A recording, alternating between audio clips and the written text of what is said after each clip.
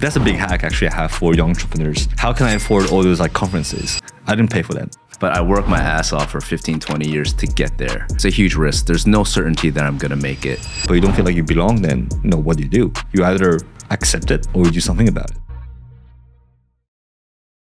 Yeah, so we were just talking about how wording is important when it comes to like taking care of yourself, fitness, business, and we're talking about your friend CK and how the content was controversial and how it triggered people because Thai people working long hours and they're coming back and they get tired, they watch Netflix, and then they don't have time to work on their business or side income. And then he was just like being controversial because like, nah, it's just not a priority for you. It's like, fuck that shit. Yeah, a lot of people are a little bit sensitive towards that because yes, they work damn hard. They commute 2 hours on a bus that's really hot. And so all they want to do when they get home is just turn on Netflix. And there's nothing wrong with that. The point was, if you have time for Netflix, but you say, I don't have time to work out or time to build my business, it's not a time issue you have. It's a time management issue. It's a priority issue. That was the point, and a lot of people got butthurt about that. Right, because it talks to the ego, right? It's like, hey, I value watching Netflix more than taking care of my body, or I value relaxing, winding down, which is understandable, right? If you're working hard, long hours, like you need time for yourself to relax, but then you can't have both ways. You can't have like all the money or the fit, like the body you want, and then not take care of your body, and then be like, this is not something I can invest in. Yeah, and then the victim mindset starts to play, right? They'll be like, oh, CK, you have all this money, you're super successful. Of course you have time to like work on yourself, but I don't have time. So are you better than us? That was like the main thing. And apparently the whole country was like after him. That's what he said. But that's perfect for type of content he creates, right? I think so. Like the best content or the polarizing one. You don't want to be in the middle. You have to take one side to go double down on that. Because first of all, if that's something you value, that you believe is true, then go for that. Similar to how we met, actually. We obviously met at meetups and stuff like that. But when we first really connected is when we did the Carnivore Diet together for 1 month. Yeah. We only ate meat. Breakfast, lunch, dinner. Yeah. And the vegan people get triggered, right, by this kind of diet. It's like, okay, why do you do this? It's bad for your body. But polarizing content is the best kind of content, especially if you believe in it. And I think that, for everyone that believes in their ethos, right, that's like what stands out because when you speak your truth, other people can relate to it or they can strongly disagree with it. I mean, you have an interesting perspective on when it comes to the carnivore diet and the vegan diet. Do you want to talk about this? Yeah, I mean, I tried carnivore because, one, I love meat. Second, I was in this phase of self-experimentation where I just want to try something and see how my body reacts. A lot of people are healing themselves in terms of autoimmune disease and things like that. So, like, why not try myself? Plus, I'm blessed enough to have resources and the ability to purchase, like, high-quality meats. So I tried it for 30 days. I felt great, but, it was hard to build muscle. Carbs are pretty essential to, like, there are a lot of people that will tell you don't need carbs to survive. True, you can survive on animal meat, protein, and fats only, but is your goal to survive or is your goal to thrive, right? And carbs are just a way to just like have more energy, have more power in the gym, and that will translate to building more muscle and then increasing your quality of life.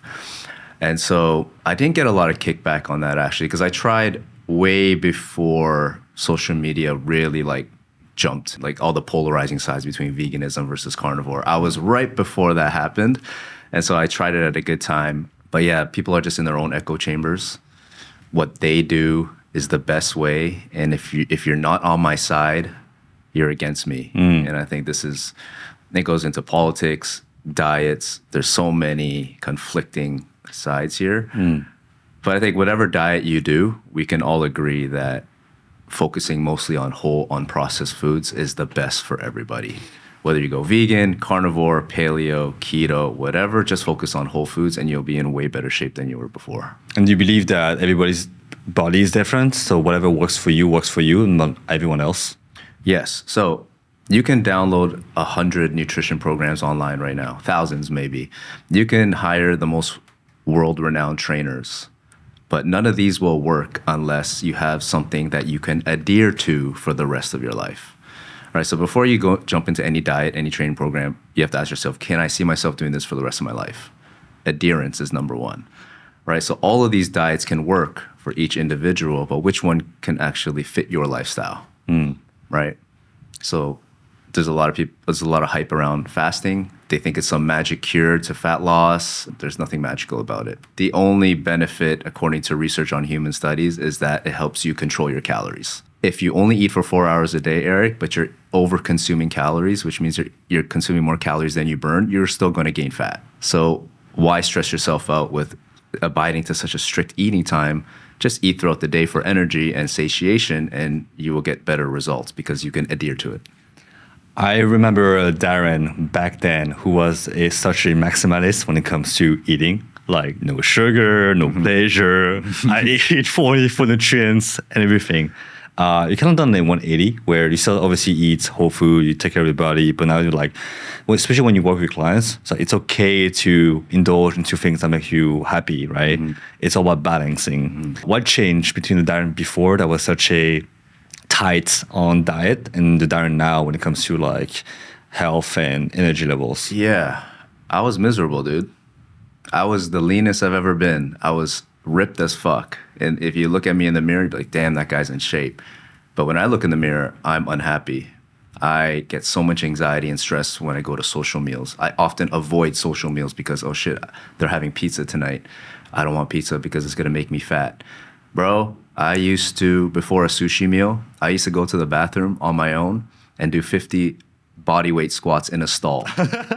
Why? Because I was so like, yes, entrenched in this life that I thought burning as much sugar from my muscles as possible before the meal. So when I eat the rice and the sushi, it would go right back into my muscles. That's how deranged I was and delusional I was about nutrition. And it taught me a lot. I don't regret any of the things that I did because now 90% of our clients have been doing restrictive diets. So they come to me with this fucked up relationship with food. Darren, like I binge all the time. I can't understand why I keep yo-yoing my weight. I stress eat, I emotional eat. Now I've put myself in their shoes before so I can understand their perspective. And now I can help them on the mindset side. Because after 7 years of coaching, dude, nutrition, training, walking, that's all cool.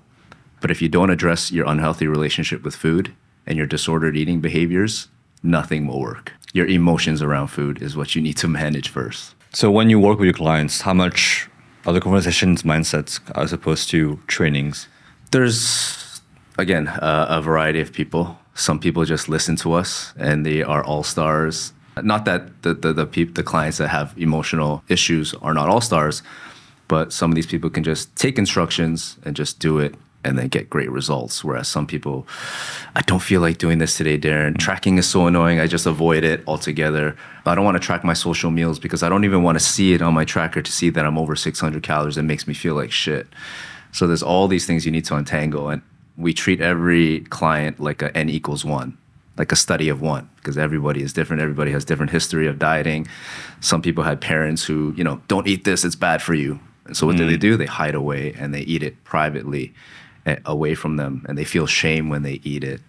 So you don't know where people are coming from. That's why when I live throughout my day now, and you have a waiter who's obviously visibly pissed off and that they're not serving you well and they're like giving you attitude. I used to be like, oh, that server's an asshole. Now it's like, oh, that server's probably going through some shit. Just like, let him be, let her be, right? You don't know what people are going through. So I stopped judging people on, their behaviors. They're probably dealing with some serious trauma. Right. So when you live like that, you're a lot more stress-free because everyone's just going through their own shit. I remember a time when you actually have an interesting background because you also have a restaurant, right? Genius Bar in Bangkok. But usually people do fitness first, build a business, and then do a restaurant. You actually did the restaurant first, and then you went into coaching and fitness, right? We can dive into the restaurant a bit later, but how big of an influence the book Eat Like a Genius has impacted you when it comes to your diet and then your ethos when it comes to fitness and nutrition? Yeah, wow. It's crazy you brought that up because, yes, I remember talking to, when I first opened, and the inspiration behind Genius Bar was Max Lugavere. He's just like a nutrition enthusiast. He's not a doctor or scientist. He just felt like he was like me. We're so aligned. We're just like regular people who want to help people and educate people. So he came out with a book called Genius Foods, and you eat all these foods, and it actually makes you smarter and helps you avoid age-related disease in terms of cognitive health. And it was just my passion to help people and coach people. And I've been coaching basketball my whole life. So like, why not give Bangkok a place where they can eat quality, honest food? And that's where I met you. Did I meet you there, or did I meet you at a crypto meetup? A crypto meetup. Right. But we probably like, I remember we hung out together at my bar. And then, you know, we talked a lot about like relationship stuff too. So do you still eat there?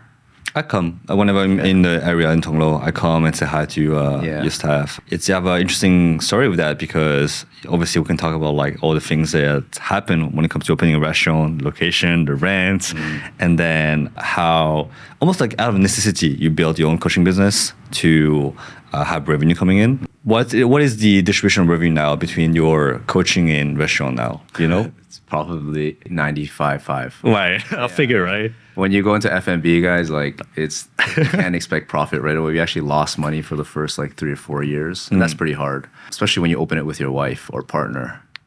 You guys already have enough problems with, you know, your partner, and then you open a business together, and, you know, the stress piles on, and some people manage stress better than others. And yeah, it's just a lot of clashing heads. But we've grown a lot through that. It's making money now, thank God. And we have people like loyal customers like you who continue to believe in it. And yeah, it's a tough business. But I need to do something where, one, I can have more money, create financial freedom for my family, for myself, to actually live how I want to live in Bangkok. So yeah, I hired a few coaches. I think the ROI of hiring people is second to none. And only successful people will know this, because if you want your time back, if you want energy back, then you pay someone to teach you how to get there the fastest. Yes, it's a lot of money up front now, but the ROI later down the road is so much more. And so I think you could probably attest to that. Have you ever hired any mentors? I did. So I have an interesting twist when it comes to hiring mentors or paying for mentors. So when I was 20, I spent 10K into mentors, masterminds, connect to the right people to get exposed to different ideas. But the biggest thing that helped me learn is what I use on myself, which is called being a reporter of success, where I actually interview people that I want to learn from. So instead of paying for one-on-one time or, hey, let's grab coffee, which they never do because it's so busy, I use a podcast, or I use an online conference, or I use a book interview as an excuse for me to actually ask the question I have about what I should do next. So I use the whole setting, right? Hey, let me create content for you. Let me set you up for sharing you to my ideal audience that might be your ideal audience. And actually my first conference, online conference, I had 35 entrepreneurs on the 35, being in 35 different industries: podcasts, branding, short-term rentals, sales, Instagram, Snapchat, and all different areas that I was interested in, just to kind of ask the question of, okay, what is like the 0 to 1 step for someone in industry if they were to start now? And I got exposure to all those things and realized that I like none of those things.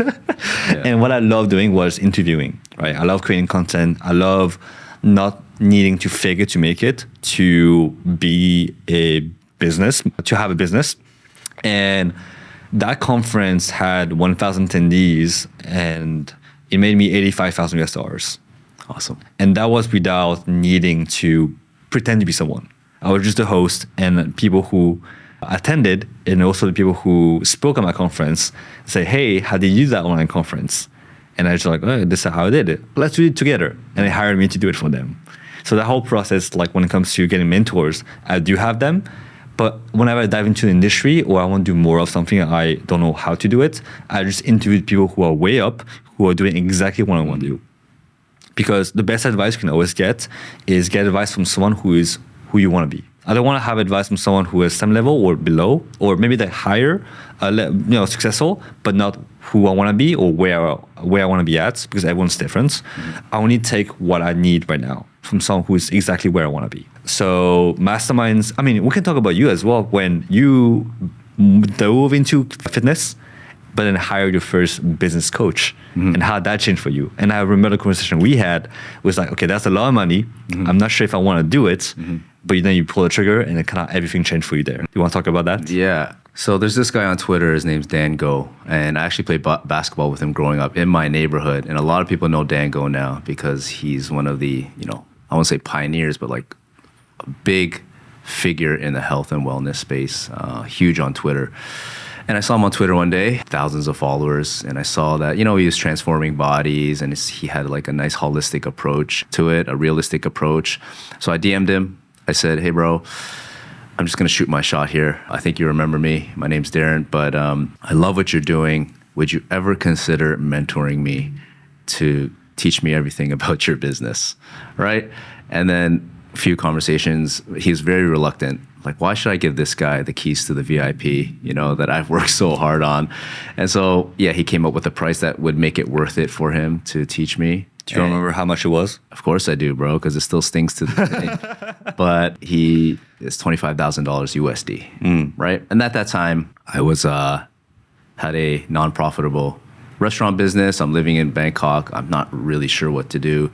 I talked to my mom, bless her heart. I said, Mom, there's a great opportunity for me here. I want to coach people and I want to build this business for myself. I'm thinking about hiring a coach, $25,000 USD. My mom knows I don't have that type of money at the time. So I said, Mom, can you give me a loan? And, I'm going to do my best. I'm going to work so hard and I'll pay you back whenever I get it. And she said, no hesitation. She lent me the money. So that's why I'm so grateful to have this opportunity to actually do that. So we worked together. Long story short, I made that investment back in about 6 to 8 months. Scary though, man, because it's a huge risk. There's no certainty that I'm going to make it. It's all up to me. The work is on me. He gives me the blueprint. He steers the boat, but now it's my job to paddle. And so he told me straight up one day, dude, you're posting once every 2 days. You got to be posting 2 to 3 times every single day from now on. And to this day, I think 6 to 7 years later, I haven't stopped posting twice a day. Just because I've done it so many times now. I've done so many reps and, my account has blown up in the past year or so because of this one mobility reel that got 8.3 million views and got me 100K followers in a matter of 3 months, which is crazy, bro. But I wouldn't have got there if I didn't stop posting and testing consistently. And so that risk I took was the biggest game changer. No risk, no story. Fear of success, fear of failure, all these things that you talk yourself out of doing, these hard things. Sometimes you just have to bite the bullet and make an investment. Because when you make an investment like that, Eric, you know as well as me, you have skin in the game. There's consequence if you don't do shit. My mom's money goes down the drain if I pay for this and I don't do anything. So I'm forced to do the work. And when you're forced to do the work, you get better results. And so, yeah. And then I hired another coaching institute for another 10K. So I've invested quite a bit in myself and I'm always betting on myself now. So where did the courage to invest in yourself into something that you never tried before, which is coaching, when you just kind of in a situation where your business, the restaurant business wasn't working? How did you decide to bet so much on yourself to someone who you met before, so the context of this may be different, but why 25K? Why couldn't he gone 5K, which is easier? It's just because you just saw your work for him, so you wanted exactly what he had, and you know that that's enough pain for me. Motivation, right? Pain is the biggest motivation here. Yeah. It's 25K, right? That's a big enough motivation to get things going. And then whatever he says, I'm going to do. But why did you take such a big bet? That's a good question, man. It's cliche to say that I trusted my gut, but I always trust my gut because yes, he is. I know you're not supposed to put people on a pedestal. That's what I learned in the last few years in mindset coaching. Don't look up to anybody, don't look down on anybody. Look straight eye level, but you can take inspiration from them. But I looked up to Dan. I wanted to be exactly where he wanted to be.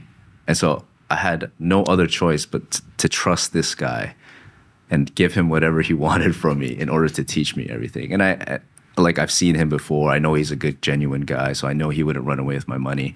And I knew he would teach me everything that he knew. And the reason why I take such big bets on myself comes from growing up playing basketball.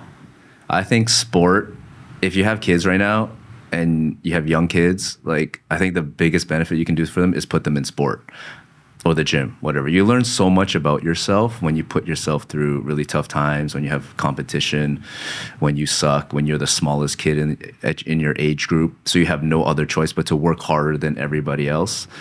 So not a lot of people know this, but like I trained most of my life being a better basketball player. I wanted to be the best Asian basketball player in Toronto.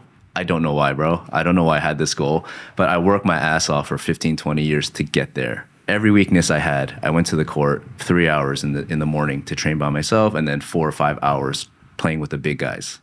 And yeah, most of them were big black guys. And I was the smallest guy, but I was always trying to beat them. I always had this fire in me. And so because I did that work growing up, I knew the pain of just showing up, even though I don't feel like it, every single day, reps. I knew that when I made this investment in the coach, as long as I put reps, I'm going to get to where I want to be. Because in basketball, I did reach that. I have enough, like, people see me in Toronto as like one of those guys that's like really good. And so I've experienced that before, so I know I can do it again. That's where I get it from. And then some reps that you put in into creating content every single day and publishing every single day, right? For 6 years. And you were overnight success after so long, so many reps, right? When it comes to what you do, it's always interesting because there's always the art of the business, which is coaching. Some people can be like being singers, DJs, cooks, even people who are designers, people like that, right? Who love the art. But then there's the business of the art, right? You can be a great DJ, doesn't mean you can be a great business of being a DJ. Right. You can be a great coach, but doesn't mean you can be a great business of being a coach. You've done it all. You've gone both sides. Obviously, the business of being a coach is something you have built greatly right now. What is advice you can give to someone who is great at coaching, but sucks at being the business of that coach? Yeah. Like, where would you guide them through? How would you guide them through that process? Yeah. I mean, I'm terrible at business. I feel like I still am terrible at business. My advice genuinely is to delegate what you suck at. So if you're good at coaching, but you suck on the business side, hire somebody to teach you about the business side. Hire someone to teach you the system to build that machine under your coaching, so that if you're good at getting clients in and you're good on like talking to them about their goals and their struggles, and you can sign them up, you can just run them through this machine. But in order to build that machine, you know, if you don't have expertise on the operations side, then hire an operations coach as well. I also hired an operations coach as well. It's also another 10K. So like I had to hire each person to build every weakness in my business first. And my best advice is just bite the bullet, invest first, and then get taught on how to actually do it properly. You'll make the money back eventually, instead of trying to do it yourself. If you would have done it yourself, you would have done it already. I tell my clients that all the time, or potential clients, right? I give them the solution. This is how we're going to get your body from here to here. We're going to give you all the support you need. Here it is. This is what the investment's going to be. That's a little bit too much. I think I'm just going to go back to do what I used to do. It worked before. If it worked the first time and you have to do it again, it never worked, right? And so if you want something to stick, I would invest and hire an expert to teach me the foundation first. You've come to love those sales calls. I know that. Yeah. I love sales calls too, because at the end of the day, it's not like selling people, it's helping them make a decision. You either like fuck yeah or fuck no, right? But I don't want you to be like, let me think about it. That's what the sales call is for. It's like if they have all information ready, it's like, let me think about it. No, you already have all information. And I'm the only source of information that I can provide that it's gonna help you make the decision, right? What are the most common limiting beliefs that people have when it comes to like wanting to enroll into your programs? Like, what are the most often rebuttals that they come up with? It's like, hey, I can't make this investment. So like, I have too much money. I don't have time. I don't see it working for me. And how do you like go around that? Yeah, man. How do you like, this is a long time coming. Like, sales is so tough, even though everything is sales. Every industry has, at the end of the funnel, is sales. You have to help somebody solve a problem. You have to help them say yes. They've almost already made a decision by jumping on the call with me. If they say no, or if they give me an objection, I feel like that's my fault, because I haven't gotten them to understand the key important reasons why they need to do this in the first place. So every time a client says no, I look back at the sales call and be like, what was missing from me? What questions did I not ask to make them feel like, you know, this was the right decision? Because they're always fired up in the beginning, bro. Why do you want to get in shape, Eric? Oh, every time I go up the flight of stairs, I'm out of breath. When I bend down to pick up my daughter, my back hurts. I want to live longer for them because his family has a history of diabetes. All these powerful reasons, right? But when you give the investment, that's a little bit too much for me, right? So it's usually money, or they don't see the value in paying that much money for the result, right? And so usually my counter objection is like, okay, Eric, let's say we started today. You lost 25 pounds of all this excess fat that you didn't want, right? You have the confidence to take off your shirt at the beach. You're able to run around with your kids without losing your breath. You're able to be the fun dad for the next 10 to 20 years. Would that be worth X amount of money to you, right? Yeah. And they think about it and be like, yeah, it is worth it. Because like you wouldn't blink an eye, Eric, to spend $3,000 on a vacation. You wouldn't blink an eye to spend, on your Netflix subscription, on your PS5 subscription, whatever. But when it comes to you and your body, it's a huge ton of money. Probably because you've never invested money in yourself before, right? So a lot of people have trouble. They have no trouble spending money on everybody else, caring for everybody else, but it's hard for someone to look within because it's so uncomfortable to do that work, bro. Oh shit, I gotta do a lot of the work now. If I pay that money, that means I'm required to do that work. So a lot of people actually fear doing the work and being uncomfortable. So money is just an excuse. They actually do have the money. They just don't want to do the work because if they want to put in the money, they actually have to do the work. 100%. So people fear getting out of their comfort zone. I really believe it's all about the comfort zone. It's too easy just to stay in there and do nothing, right? But once you break through that, the first step to breaking through that is just to make an investment. The great thing about fitness and nutrition is everything's already out there. Everyone knows what to do. They just don't do it. Sometimes people need the support to do the work, which is fine. Some way that, you hire a coach you can figure out how to build a business. You could figure out how to build a brand. You could figure out how to do sales calls all by yourself. YouTube guides, there's so many freebies out there. They can teach you everything. But the context and the structure to help you achieve that faster is what you pay for. There's something I always tell people when it comes to, doing online conference, like what's going to make an online conference sell? You interview people, 20 experts, 25 experts on a topic. Let's say here, health and nutrition, right? How to build an amazing body if you're a 45-year-old man. And then the content is free to access every single day. You can watch as many sessions as you want. So there's no reason for someone to buy the content except for the implementation of the content, right? So the content is what I tell people is like, hey, you're giving people the what, and why. Like, for example, why should you care about taking care of your body? You listed all the reasons already. Okay, what do you need to do to achieve that? Okay, what kind of food you need to eat? What kind of exercise you need to do? What kind of routine you have to build, right? Those are like the fundamental that everyone can find really easily. The why and the what, right? But the how to achieve that is what you sell on. The implementation, right? The structure, the guides, the script, or for you here would be like, okay, how does that information apply to me? And people buy the contextual advice to their situations. And that's what sells the most because they feel seen and they trust that whatever is being given to them is for them. Although the information is like 80% the same, but the 20% like contextual advice is what everyone needs to get the reassurance that they get taken care of. And this is like so powerful in business because you can be like, what happens if I give my best information away? They're not gonna run with it and use it and then achieve that success without me? Yes. But those people are go-getters. They're like 1% of the people. 99% of the people who actually are committed to make it work, if they are that successful, they don't want to waste their time figuring it by themselves. They want to hire someone to teach them exactly what to do so that they have even more focused time to achieve that even faster. If they're true go-getters, right? So interesting when it comes to like your content as well. When you post online, it's like, oh, you have so many advice, there's so many like nutrition advice, exercise advice, etc. But you're not afraid to give it away because the people who need your help, they need the contextual advice of how everything that you share for free applies to them in a structured way. Exactly. And that's like so powerful when it comes to like this like scarcity mindset. It's actually not helping you. It's like the opposite.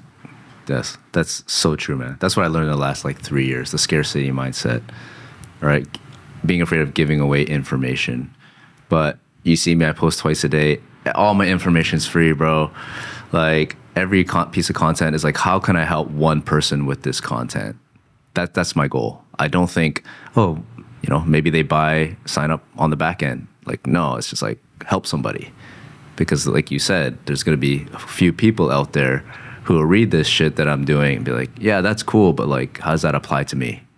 Like, I want to transform like his client, but how do I get there? Let me message Darren, right? And then that's how it works. So give all your information for free, help people as your priority, and then you'll get handsomely paid for it later on down the road. I really believe that. Right. There's a fine line, right, between giving all your things for free and then having a paywall so that people actually are, like you said, emotionally invested in themselves. It's like, okay, how do you give everything for free and then charge 20 kind of back in for the coaching? It's like, yeah, but because you need to be committed to it. And then, when you invest in 25K into your business coach, you were committed to it. You had no choice. Could you have final information for free? Sure. But does it mean that you have the time or you have the resources or the support system to achieve that? So it's really interesting to see like how much you've grown business-wise. Also like the joy has brought to you in your own life where you have more like control over the outcome because whatever you need to do is just like, if you need more money, just more sales calls. Yeah. Right? But now you have a daughter, you're a family man, you're living in Thailand, and you want to talk about your story of how you met your wife in the first 6 months in Bangkok and how you were like, hey, I'm going to come here and have the best time of my life. And yeah. I was single when I came to Bangkok. And obviously, a lot of people, single people that come to Bangkok, I'm a run a train in this country, right? Like, I'm a decently looking guy. I think I'm a good person. I can be charming. And so, like, this should be easy money. I arrived here, jumped on Tinder, 2 months in, met my future wife, and she's super cool. I've never really aligned with somebody so well in my life, even after 30 years living in Toronto, where I speak the same language as everybody. Kat speaks perfect English as well. She gets my jokes, which is huge. And so like super aligned. So I was really, on the ropes. Like, do I continue dating this girl and like eventually like commit for a long-term thing, or I just moved to fucking Bangkok, bro? Like, I'm gonna miss out on a lot of fun. Again, trusted my gut, stuck with her, and we have a 14-month-old daughter now. Did I mention Tinder? Yeah, I met her on Tinder. So Tinder success story. There are some normal people on there. I'm not sure about this generation, dude. I would hate to date in this generation right now, right? The rampant growth of social media and access to people, the options everybody has. So that's my story about meeting Kat. But can I ask you about your dating situation right now? Yeah, man.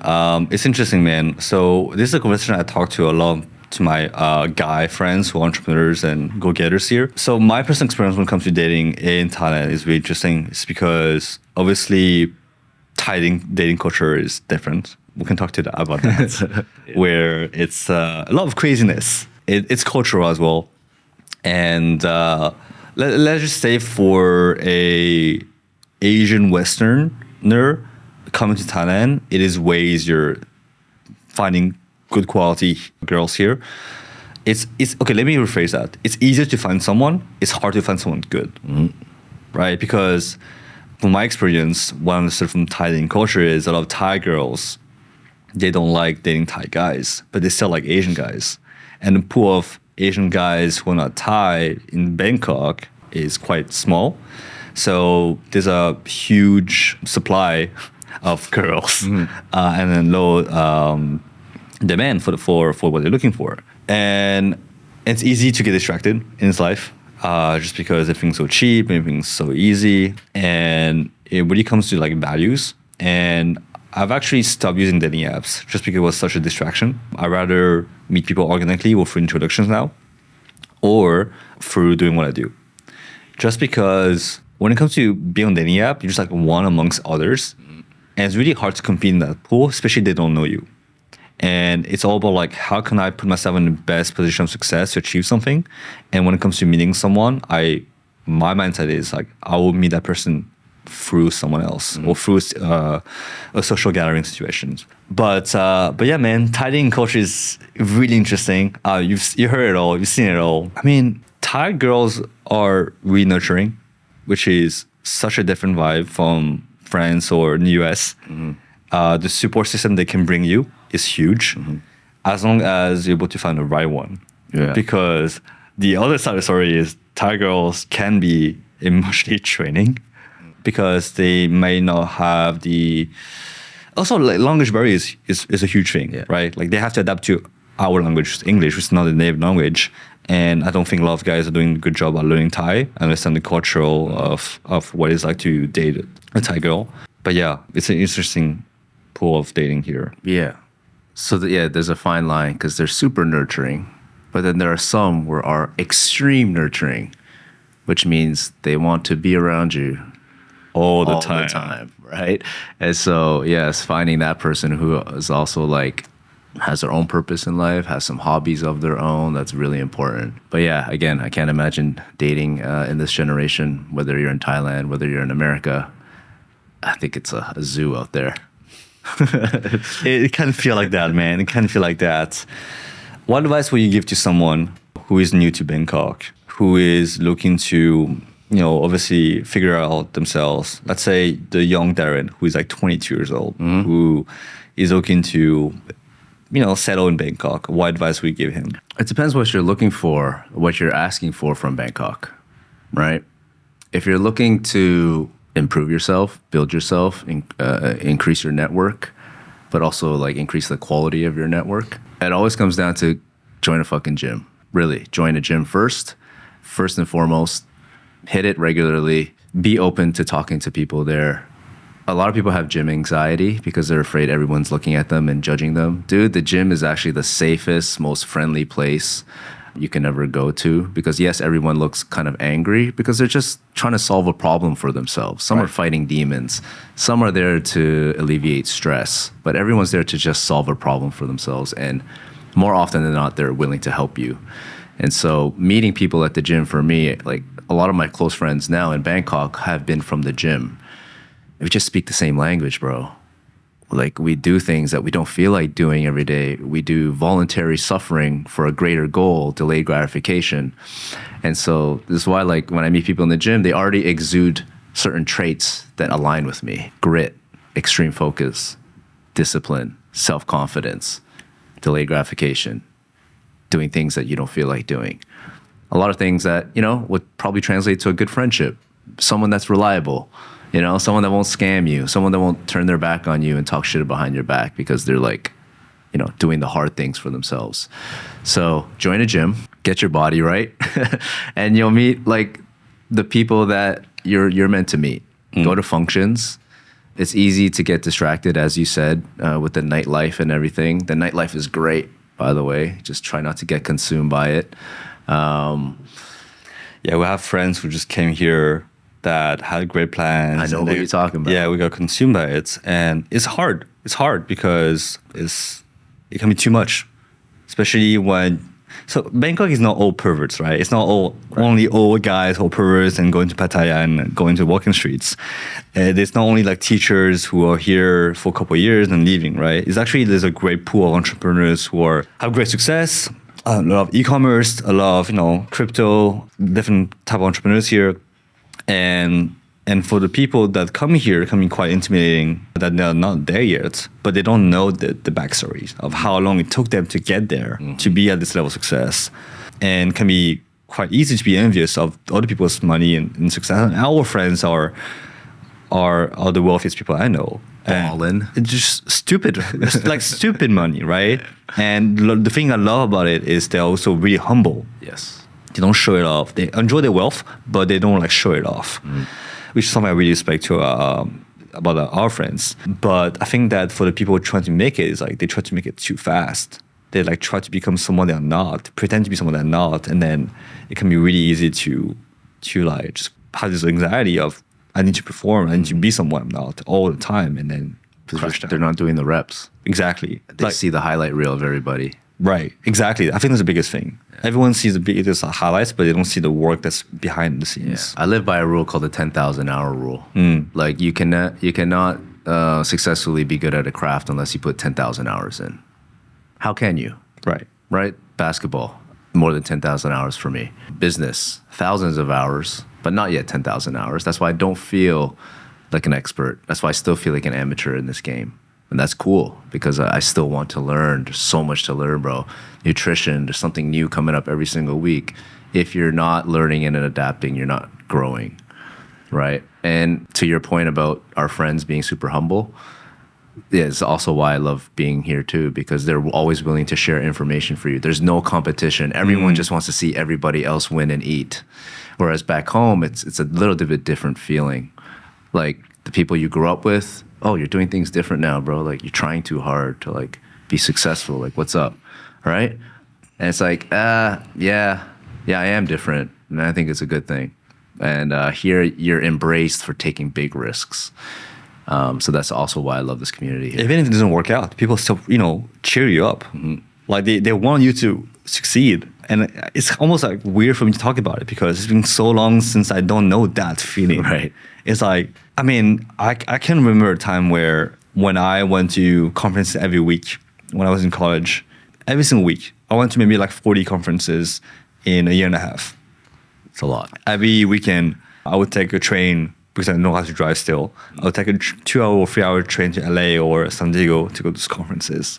And that was a weird one, right? Not going to parties. I was living in Santa Barbara in California, right? The party school in the US. And I always spend most of my weekends going to these conferences just because I wanted to be an entrepreneur. I didn't know how. I didn't know what kind of business I wanted to be, but I just knew that if I surround myself with long enough with people that wanted to also succeed, I would do it too, if I did the reps as well. And I think that's also the biggest thing when it comes to both fitness and business.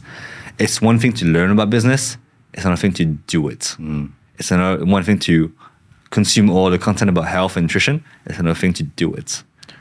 Bro, like when you're so young in college, like I think that's a really special, I'm not sure if it's a gift, but like how did you come to that mindset of like, I don't want to party. I just want to grow and be this person? Because I didn't have any aspirations like that. I just wanted to go outside and play basketball. I didn't have any goals of like, I want to be this person and grow to be this successful. So like, how did you find that in yourself? I was in the US for a reason. I went to community college because it was cheaper than a 4-year university in the US for international students, about 6 to 8 times cheaper. So I went to the US, got a visa so I can be and go to this conference every single week. So I was there for a reason. I went to school to please my Asian parents. Say, hey, I'm still going to a college. I will transfer to a 4-year university, no issue. I still maintain a good GPA, but I took all the easiest class. I compacted them Tuesday, Wednesday, Thursdays. I took 18 credits, which is like 18 hours per week of classes on top of tests and everything, homeworks. So I can have Monday and Friday free, so I can go to those weekend conferences. When I was saying to myself, I'm there for a reason. Like the same way that your parents invested in you, 25K, my parents invested in my education to go to college, but I didn't want to waste it on just school itself. And my vision of things is if I wanted to party, I want to party right. I didn't want to party like with people that, well, obviously, you can have, I had fun, right? I went to college, I did go to some parties, but the parties the life I wanted to have, I wanted to make it right. If I wanted to party, I want to go to festivals with my friends who are also successful. And I had the vision of partying with young entrepreneurs, not people who are 40, 50, 60. I was always the youngest one of these conferences by at least 5 to 10 years.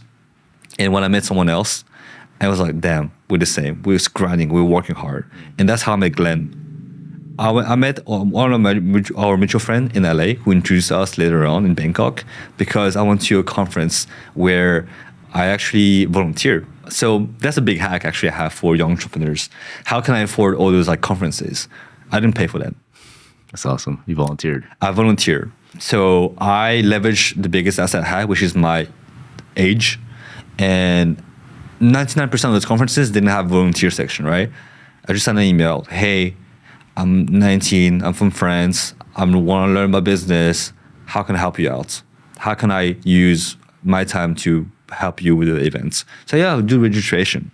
And that's the best possible thing because you're the first person that people meet when they walk into the conference. So they remember you. And like you're also in a position of authority-ish because you actually work at the conference. So okay, let me get to know you better. So I use that a lot. Second thing is if they didn't have a volunteering position, I asked them, do you offer student discounts? They never put it on the website? Are you ask for it? And most of the time, say, we don't, but you can get it for free. Or we don't, but I'll give you 50% off. And have you read the book How to Win Friends and Influence People by Dale Carnegie? I've heard of it. So I went to this workshop one time where this guy was selling the workshop from Dale Carnegie. It's like a 3-day workshop that he was selling $5,000. I did the same strategy. Hey, how can I volunteer for the workshop? How can I help you out? Say, you know what? We're not looking for anyone, but if we do, let me know. 1 week later, he was like, hey, Eric, I actually do need someone. Can you come in and help? And then I said, yeah, sure, I'll come help. I had class. I actually had finals that week, but I didn't go because my grade was good enough to not go. So I went to this training, this 4 or 5K, right? And then the room was kind of empty, 3 people. They couldn't sell the workshop. So it's like, hey, Eric, to just have the right interaction amongst the workshop, how about you stay in for free? So all those strategies that I use, especially if you're a young entrepreneur, if you're young, leverage your age, but ask for things. People are not going to give it to you until you ask. And all of that made me realize that nothing's going to happen if you don't ask. The same reason why when my clients ask me, it's like, hey, how do you get so many billion-dollar company CEOs to speak on your conference for free? Well, you got to ask, but the right way. So a funny story, or interesting story is, for example, one of my clients had a real estate conference teaching realtors how to get clients and how to sell houses. And one of the speakers he wanted to have was the CEO of Century 21. And we sent him an email, cold email, and we got him to be speaker for free out of nowhere, just because we asked the right way. And because we got him, everyone else came. People who were doing TV shows on Netflix, people who had a 2 million size email list. And it's all about asking the right way. Can you share the secret of asking the right way? Yeah, so the biggest thing when it comes to asking the right way is you want to ask the person directly. So it's all about the first step is the art of finding the email of the guy. You don't go through the contact email information. There's a lot of tools out there, Snuff.io, Hunter.io, that allows you to find someone's personal email. That's the biggest thing. 2 is you want to make it personal. I'll send you the script of exactly how to do it, but essentially is, hi, name, I found you from, right? So it's like you make sure it's not automated. I found you from the podcast with Alex Hormozy, where you talked about XYZ. So you know exactly where they're from, and you show them you consume their content. And then the reason why I'm reaching out to you is because it's like what to ask is important. Like, why do you reach out to them and what's in for them? The reason why I'm reaching out to you is because we have a online conference teaching realtors how to close 6-figure deals. I would love to interview you on this topic because I know that you recently did this. Let's say you publish a book, you recently spoke at this conference, so it seems you seem to be in a PR tour. The time commitment is 30 minutes in out. Let me know if you're interested. I'll send you more information. You keep it short, actionable. You show them that you did research, and the artist also need a follow-up, right? So something we use as well is BombBomb, which is a tool that allows you to show like a GIF of 3 to 5 seconds, and then the video. Then when they click on it, it's actually maybe like a 45-second video. It's saying exactly what you said in the email, so they see that you put in effort, and this works all the time. Even if they are getting at least a reply. I use this strategy for the SaaS conference I'm hosting to people who have like, let's say, $50 to $100 million companies, SaaS companies. And I have a open rate, cold emails of 95%. Good. And the reply rate is 49%. Even if they don't say yes, that's at least acknowledge the email and say, hey, I'm not interested right now, it's fine. And my follow-up is like, hey, do you know someone who would be? So even if they say no, I do get introduction to someone else. That's awesome, bro. Top secrets. Yeah. You heard it here first. Yeah. So yeah, man. I think we can wrap it up on, once again, Bangkok. Why Bangkok, man? People ask me all the time. I think Bangkok chose me, bro. I was working in the affiliate marketing industry, and we did an Asia tour a year before I moved to Bangkok, and I met Saber. He's one of my affiliates. We met at a rooftop. I didn't even talk to him much, bro. Like I didn't have any conversation with because there's other affiliates in the dinner. And then a couple months later, went back home, whatever, at my office, and he hit me up. And he said, "Hey, starting this media buying company. Really love your energy and attitude. Would you like to join my team?" I sat there for 15 minutes in my chair in the office, and my gut again told me, "Fuck yeah. You are so comfortable here. Life is great, man. You have a basketball empire. Your family's amazing. You're best friends with your parents. You have amazing friends. But something told me there is more for me and that I need to see the world. Something in me always told me I was always meant to be not average, right? The same way I practiced for basketball. I didn't want to be an average basketball player. I wanted to be the best Asian basketball player in Toronto. And so this was like, oh, this is an opportunity for me to see the world and like really make something of myself. I didn't know what it was, dude.